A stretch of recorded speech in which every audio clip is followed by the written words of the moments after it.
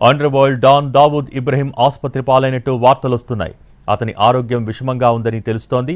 తీవ్ర అనారోగ్యంతో ఉన్న దావూద్ను పాకిస్తాన్లోని కరాచీలో ఆసుపత్రిలో చేర్చి చికిత్స అందిస్తున్నారు. అయితే అతనిపై విషప్రయోగం జరిగిందని ప్రచారం సాగుతోంది. ఈ విషయంపై అధికారికంగా ఎటువంటి స్పష్టత రాలేదు.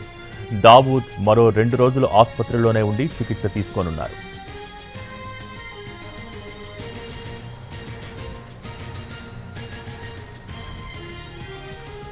ఆసుపత్రి లోపల కట్టుదిట్టమైన భద్రత మధ్య దావూద్ ఇబ్రహీంకు చికిత్స అందిస్తున్నారు. ఆసుపత్రిలోని ఒక ఫ్లోర్ మొత్తం దావూద్కు కేటాయించినట్టు తెలుస్తోంది. అతన్ని చూడటానికి కుటుంబ సభ్యులు, ఆసుపత్రి ఉన్నతాధికారులకు మాత్రమే అనుమతి ఉంది.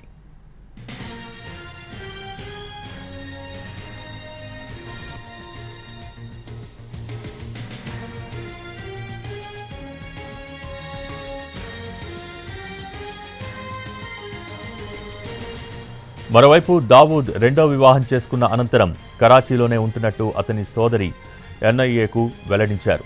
దావూద్ ఇబ్రహీం, అతని అనుచరులు పాకిస్తాన్లోని కరాచీ విమానాశ్రయాన్ని తమ నియంత్రణలోకి తీసుకోవాలని ప్రయత్నించినట్టు ఎన్ఐఏ ఛార్జ్షీట్లో పేర్కొంది.